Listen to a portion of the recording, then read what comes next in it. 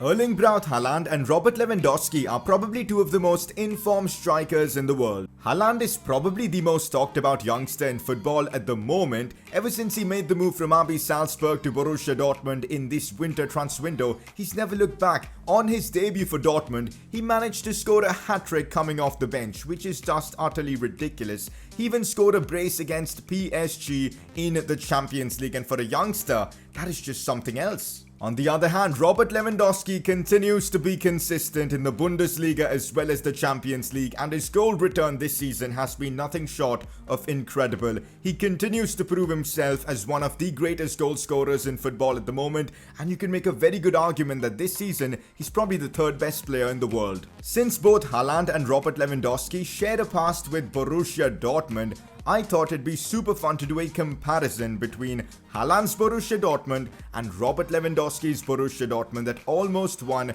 the Champions League back in 2013. So in today's video, we're going to be comparing the two Borussia Dortmund sides. First, we're going to take a look at the squads and tactics, and then we'll be putting both the teams in a computer versus computer match to find out which team and which player comes out on top. So if you guys do enjoy these FIFA 20 experiment videos, let's keep the support coming in. Drop a like in the video, subscribe if you are new around here. Let me know what kind of experiments you want to see next, and well, let's get this video started. Alright, let's first take a look at Haaland's Borussia Dortmund. Now, because Haaland was only 79 rated in-game, I've decided to boost his overall to 87 to kind of correspond with how he's been playing in real life. And tell you what, with the way he's been playing, I wouldn't be surprised if he gets an overall like this in FIFA 21. Lucien Favre is the current Borussia Dortmund manager, and he's been using a 3-4-2-1 formation, so we're going to keep that as it is. Erling Braut Haaland, of course, leading the line in this side. What a talent, man. The kind of goals he scores, he just seems to be like the perfect striker, especially that second goal he scored against PSG. It was utterly ridiculous. Let's hope he can keep this growth trajectory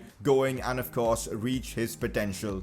Now, the current Borussia Dortmund side do have a lot of quality players. They just aren't solely dependent on Haaland. They've got Marco Reus captaining the side, Jadon Sancho as well. A lot of rumors linking him back to an English club, but for now, he's going to be in this Dortmund side. A superb winger, a lot of pace, a lot of talent. In midfield, you've got Axel Witsel and Julian Brandt. Again, two really good players. On the left, you've got Rafael Guerreiro giving some width, as well as Hakimi, who's out on loan here at Borussia Dortmund from Real Madrid. And that constitutes this midfield. Moving towards the three at the back formation, we've got Akanji, Mats Hummels, and Zagadou. Hummels, of course, made the move to Bayern Munich, but now he's back at Borussia Dortmund with Berkey in goal. I don't think we've seen a 3-4-2-1 formation being used in any of my experiments, so I'm very eager to see how this plays out in the gameplay. Some really good options on the bench for this Dortmund side with the likes of Thorgan Hazard, Emre Can, Piszczek, Charles, Delaney, Schmelzer as well. Not bad at all.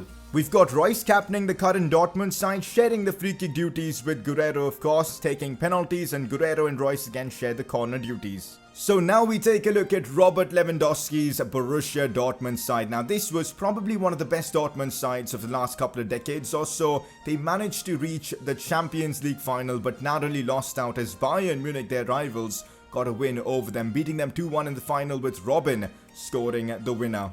Back in 2013, Borussia Dortmund was coached by Jurgen Klopp, and he went with a 4-2-3-1-ish formation. Dortmund was actually very good around those times, as of course they reached the final, but not only that, they also managed to win the German Cup a few times, the German League, the Bundesliga. They managed to win it a couple of times, overcoming the dominance of Bayern Munich. So Klopp had really done a fantastic job, and of course, Lewandowski was the main man in that team. Remember when he scored 4 goals past Real Madrid? Yeah, that's how good he was. So of course, we've got Lewandowski up top, Mario Götze in that cam role. Again, this guy seems to have fallen off really, but back then, for a few seasons with Dortmund, he was just unbelievable. Marco Reus still keeps his place back then as well as now, so he's in the team. Błaszczykowski, a really good Polish winger. Moving to the midfield, you've got Gundogan, who now plays for Manchester City. Bender, who's still playing for Bayer Leverkusen. At the back, you've got Schmelzer, who was a starter back then. Mats Hummels as well. Funny thing about Hummels was that he joined Bayern Munich and then went back to Dortmund again, so a bit weird that. Subotic as well at the back. You've got Piszczek and Weidenfeller as the captain and goalkeeper of the team. Now, a few players in this side aren't actually in FIFA 20 like Weidenfeller, so I had to create them and I've tried to make them as realistic as possible. On the bench now, we've got some really interesting players like Felipe Santana, Sebastian Kehl. Ivan Perisic is a weird one. I didn't even know he played for Borussia Dortmund, but well, he did. We've got Schäber, Leitner, Kroos-Kreutz and Nuri Sahin. So this is Jurgen Klopp's Borussia Dortmund, led by Robert Lewandowski up top. Tactics-wise, of course, this is a Jurgen Klopp team, so it's going to be a high-pressure side. Of course, we're going to have Weidenfeller captain this side, Royce taking free kicks, Lewandowski taking the penalties, and Royce taking the corners. So it's now time for the game between Haaland's Borussia Dortmund and Robert Lewandowski's Dortmund. Let's see which team comes out on top. So here we are at the Signal Iduna Park, Dortmund's home stadium, where we'll be seeing Haaland's Dortmund take on Robert Lewandowski's Dortmund. Now, just to, give some context, Haaland's Dortmund will be wearing the yellow home kit, and we've got Lewandowski and co wearing the black away kit. Here's Błaszczykowski on the attack, looks inside for Mario Götze, still Götze, could go for the cutback to Lewandowski, goes for goal instead. Why didn't he play that to Lewandowski? Would have been a simple goal there for him, but anyway, still 0-0. But I've got to say, Lewandowski and co look the far better team. I guess the 3 at the back formation isn't quite working. Also, who do you guys think would win this game if this matchup would have happened in real life? I know Haaland's great, but for some reason I feel like the 2013 Dortmund side would easily win this match, simply because they're a team that won the Bundesliga a few times and reached the Champions League final. Let me know your thoughts in the comments section, as Royce almost has a chance to score, and just as I was talking about the 2013 side winning, we've got Haaland's Dortmund striking first with Marco Reus, a lovely finish. The first shot got blocked by one of the defenders, but the second shot right in the back of the net. Have a look at that. Reus did get super lucky with that, but of course, luck's a part of football, and Marco Reus has opened up the scoring in today's experiment. Haaland's team have the advantage. Axel Witsel looking for Rafael Guerreiro. Could be a chance here for, of course, Haaland's Dortmund. Cross comes to him. Weidenfeller punches it away. Julian Brandt goes for goal. And Subotic had to clear that one off the line. I've got to say, the tables have turned. Haaland and co are really dominating now, as it's Marco Reus on the ball. Cuts this one back for Haaland. And we get to see Haaland score in today's experiment video. This was a typical Haaland goal. Right place, right time, the perfect movement, getting in behind the opposing defense, and a lovely finish. Marco Reus setting him up, and so far Team Haaland is playing better now, I guess. We saw Lewandowski and co dominate the early moments of this game, but Haaland and co have responded so well. Reus setting up Haaland, a lovely finish, and now they lead 2-0. It's half-time and Team Haaland lead 2-0. I've got to say, I'm extremely surprised at this result, because Robert Lewandowski and co were dominating for the first 20 or so minutes, but then a couple of quick-fire goals from, of course, Team Haaland, and well, they're in the lead. The second half now is definitely going to be interesting. Lewandowski and co need to get themselves back in this game soon.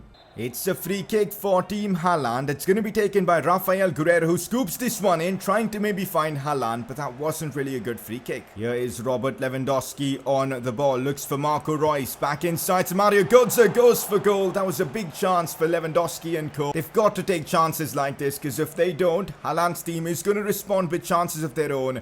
And these are the kind of chances you simply can't miss. Götze, though, with a very good attempt, I've got to say that. This could lead to something. Błaszczykowski getting in behind. Now it's still Błaszczykowski. The Polishman crosses this one in. Could have been a chance for Lewandowski. Mats Hummels gets it away, although the chance could still be on. Here's Lucas Piszczek. Looks to scoop this one in. It's a good ball like Kanji with the clearance. Ball finds its way to Sahin, who goes for goal, but Berkey had that one covered.